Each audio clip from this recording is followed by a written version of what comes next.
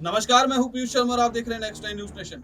अब बात करते हैं वैश्विक हिंदुस्तान की। आप सभी को पता है कि श्रीलंका के अंदर क्या हो रहा है। श्रीलंका क्राइसिस में भारत और चीन की जो भागीदारी है वो आज हम आपको बताएंगे वैश्विक हिंदुस्तान में। आज इस पे बात करेंगे कि कैसे श्रीलंका जो क्राइसिस हो रहा है उस पर भारत कैसे अपनी भागीदारी बना सकता है और इसमें भारत जो है वो चाइना को यानी कि चीन को कैसे पीछे धकेल सकता है।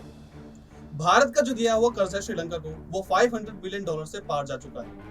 इसमें श्रीलंका का जो कर्ज है वो 16% है, यानी कि $51 बिलियन में श्रीलंका चीन ने जो श्रीलंका को कर्ज दे रखा है वो 16% है। इसमें भारत की जो भूमिका रहेगी अब श्रीलंका को क्राइसिस से बाहर निकालने के लिए वो काफी अहम रहने वाली है। आज हम आपको बताएंगे इस रिपोर्ट में कि भारत का जो दोस्त श्रीलंका बना है, साथ में नया जो दोस्ती बनी है अब वो कैसे और मजबूत होगी। अगर आपको पता हो कि यहाँ पे जो श्रीलंका के पीएम है उनके घर को जला दिया गया है। श्रीलंका जो क्राइसिस हो रहे हैं, राष्ट्रपति हैं जो गोटाबाया वो श्रीलंका देश छोड़कर भाग चुके हैं। इसमें अब भारत की क्या भूमिका रहेगी, देखिए इस रिपोर्ट में। भारत की पड़ोसी पहले नीति। भारत ने रविवार को कहा है कि श्रीलंका इसकी पड़ोसी पहले नीति के केंद्र में है और कहा है कि यह संकट की घड़ी में कर्ज में डूबे देश के लोगों के साथ खड़ा है। विदेश मंत्रालय का बयान है कि इस सप्ताह विरोधी प्रदर्शन के बाद पहली प्रतिक्रिया ऐसे समय में आई है जब द्वीप राष्ट्र की अर्थव्यवस्था गंभीर संकट में है और पुनरुत्थान की सख्त जरूरत है। संकट के बारे में बोलते हुए विदेश मंत्रालय के प्रवक्ता अरिंदम बागची ने कहा कि भारत ने श्रीलंका में गंभीर आर्थिक स्थिति को सुधारने के लिए $3.8 बिलियन के अधिक का अद्भुत समर्थन दिया है। द्वीप राष्ट्र अपनी आजादी के बाद से सबसे खराब आर्थिक स्थिति में जूझ रहा है, जिसमें ईंधन खत्म हो रहा है, विदेश भंडार खतरनाक रूप से निम्न स्तर पर तक गिर गया है और मुद्रास्फीति 6 स्तर से गुजर रही है। प्रभाव के लिए एक लड़ाई।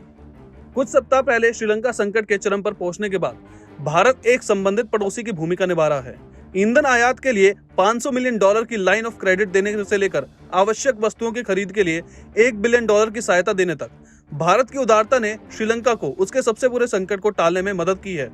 विशेष रूप से श्रीलंका को भारत की भारी वित्तीय और भौतिक सहायता इस धारणा के बिल्कुल विपरीत है कि चीनी ऋण के द्वीप राष्ट्र में अपंग गड़बड़ी में योगदान दिया।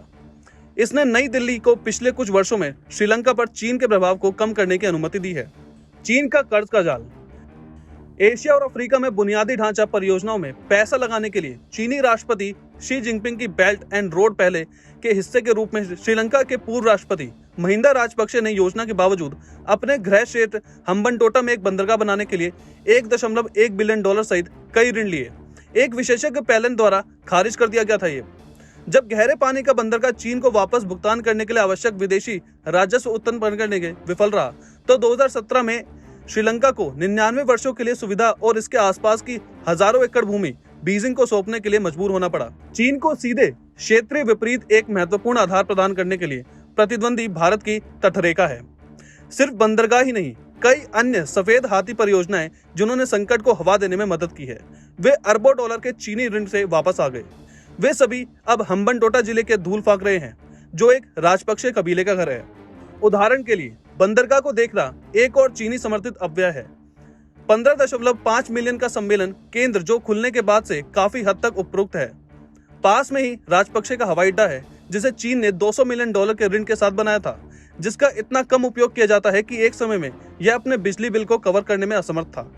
राजधानी कोलंबो में चीनी वित्त पोषित पोर्ट सिटी परियोजना है, एक कृत्रिम 665 एकड़ द्वीप जो दुबई के प्रतिद्वंदी वित्तीय केंद्र बनने के उद्देश्य से स्थापित किया गया है। चीन को प्रोजेक्ट देने के लिए अपने राजनीतिक दबदबे का इस्तेमाल करने के लिए राजपक्षे की अक्सर आलोचना की जाती है। चीन देगा और उधार। कोविड-19 महामारी के कारण और भीषण आर्थिक नियमों के कारण एक श्रृंखला के कारण श्रीलंका अब खुद को कर्ज में डूबा हुआ पाता है। चीन जो जापान और एशियाई विकास बैंक के बाद श्रीलंका का तीसरा सबसे बड़ा लेनदार है, इस कर्ज का लगभग 10% हिस्सा है, जबकि बीजिंग ने अनुकूल शर्तों पर और अधिक उधार देने की पेशकश की है। उसने श्रीलंका के कुछ और ऋणों को माफ करने पर रोक लगा दी है, संभवतः इस चिंता पर कि यह एशिया और अफ्रीका के अन्य उधारकर्ताओं को समान राहत की मांग करने के लिए प्रेरित करेगा। प्रधानमंत्री रानिल विक्रमसिंघे महिंदा राजपक्षे के इस्तीफे के बाद पदभार ग्रहण करने वाले ने हाल ही में कहा था कि श्रीलंका चीन द्वारा किए गए ऋण में $1.5 बिलियन का उपयोग नहीं कर पाएगा, क्योंकि बीजिंग ने 3 महीने के लिए पर्याप्त विदेश भंडार वाले देश पर धन को आसमाकी बना दिया है। बीजिंग ने IMF के साथ श्रीलंका की वार्ता में सकारात्मक भूमिका निभाने वाला का भी वादा किया है और मानवीय सहायता के लिए लगभग 500 मिलियन युआन लगभग 75 मिलियन डॉलर का प्रदान कर रहा है। श्रीलंका के लिए भारत बना सहारा। भारत की मानवीय सहायता के हिस्से के रूप में चावल, दूध पाउडर और आवश्यक दवाओं के युक्त 15,000 मैट्रिक टन की एक खेप कोलंबो पहुंचती है। इस बीच भारत ने लाखों डॉलर मूल्य के चावल, दूध पाउडर, दवा और अन्य मानवीय सहायता के साथ साथ डीजल ईंधन और गैसोलीन के साथ कदम रखा है। नई दिल्ली ने अनुकूल शर्तों पर श्रीलंका को $4 बिलियन का क्रेडिट लाइन भी दिया है, जिससे देश के संकट को बिगड़ने में मदद करने के लिए व्यापक रूप से श्रेय दिया गया। विक्रम संघे, जिन्होंने पहले भी कई बार प्रधानमंत्री के रूप में कार्य किया, को भारत समर्थक के रूप में देखा जाता है। हालांकि उनके पास अपनी वर्तमान भूमिका में सीमित लाभ है। गोटबाया राजपक्षे क्षेत्र राष्ट्रपति हैं, जबकि राजपक्षे परिवार को चीन समर्थक माना जाता है और आम धारणा के साथ कि चीन देश की समस्याओं के लिए आंशिक रूप से जिम्मेदार है। राजनीतिक हवाएं भारत के पक्ष में जा रही है। विशेषज्ञों का मानना है कि भारत हाल ही में श्रीलंका में बीजिंग की कुछ महत्वपूर्ण परियोजनाओं को छीनने में सफल रहा है, जो भारतीय निर्यात के लिए एक प्रमुख गंतव्य है। मार्च में श्रीलंका ने द्वीप राष्ट्र में सौर ऊर्जा संयंत्र विकसित करने के लिए भारत के साथ एक संयुक्त उद्यम को अंतिम रूप दिया।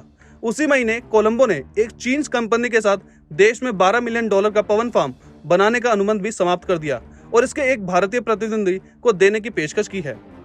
भारत के पूर्व विदेश सचिव और रणनीतिकार मामलों के विशेषज्ञ केसी सिंह ने कहा कि जबकि भारत श्रीलंका के अपने रणनीतिक पदचिन्ह को बनाए रखने की कोशिश कर रहा है, इसका मुख्य उद्देश्य देश में चीनी पकड़ को कम करना है। श्रीलंका अभी भी अनिश्चित भविष्य की ओर देख रहा है। भारत की बहुत जरूरी पहुंच चीन को उसके पखवाड़े से दूर करने और नई दिल्ली के पक्ष में संतुलन बहाल करने में मदद कर सकती है।